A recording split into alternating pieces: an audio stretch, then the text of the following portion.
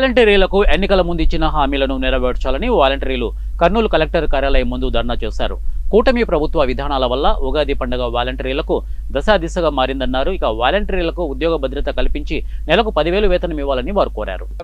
అలాగే వాలంటీర్లకు రెన్యువల్ లేదు, జీవో లేదని ఇప్పుడు చెప్తున్నారు. ఆ రోజు విజయవాడ వరదల్లో వాలంటీర్లను ఎలా యూజ్ చేసుకున్నారు? మీకు వరదల్లో మీకు చేత కాకపోతే వాలంటీర్ల సాయం తీసుకొని వాలంటీర్లను కొనసాగిస్తామని చెప్పి ఆ రోజు అర్ధరాత్రి వాలంటీర్లకు మెసేజ్ చేసి విజయవాడ వరదల్లో వాలంటీర్లను వాడుకున్నారు. ఆ రోజు ఏమైంది? మీకు జీవో లేనిది, రెన్యువల్ లేనిది గుర్తు రాలేదా?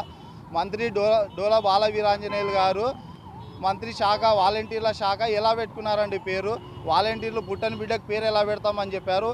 వాలంటీర్లు పుట్టని బిడ్డకు పేరు ఎలా పెడతామని చెప్పి వాలంటీర్ల శాఖ అని మీరు పోస్ట్ ఎలా పెట్టుకున్నారు? మంత్రి గారు బాల వీరాంజనేయులు గారు ఆ రోజు ఆగస్టు 9వ తేదీ ప్రెస్ మీట్లో బాల వీరాంజనేయులు గారు వాలంటీర్లకు రెన్యువల్ లేదు, అందుకే జీతాలు ఆగినాయి, మేము వాలంటీర్లకు రెన్యువల్ చేయబోతున్నాం, మా చిత్తశుద్ధితో మేము పనిచేస్తున్నాము, వాలంటీర్లకు రెన్యువల్ చేసి మేము జీతాలు వేస్తామని చెప్పి బాల వీరాంజనేయులు ప్రెస్ ముందర చెప్పి ఈరోజు వరకు మాట్లాడకపోవడం మాకు సిగ్గుచేటుగా ఉంది.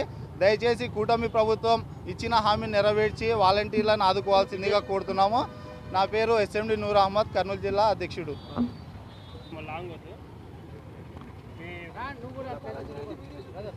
తెలుగు రాష్ట్ర ప్రజలందరికీ ఉగాది శుభాకాంక్షలు.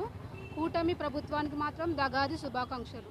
దగాది శుభాకాంక్షలు ఎందుకు చెప్తున్నానంటే, మా వాలంటీర్ని ఈ కూటమి ప్రభుత్వం చాలా దగా చేసింది.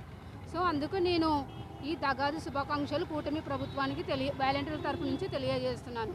సార్, మీరు చెప్పినారు, మేమేం అడగలేదు మీకు జీతాలు పెంచమని, మేమేం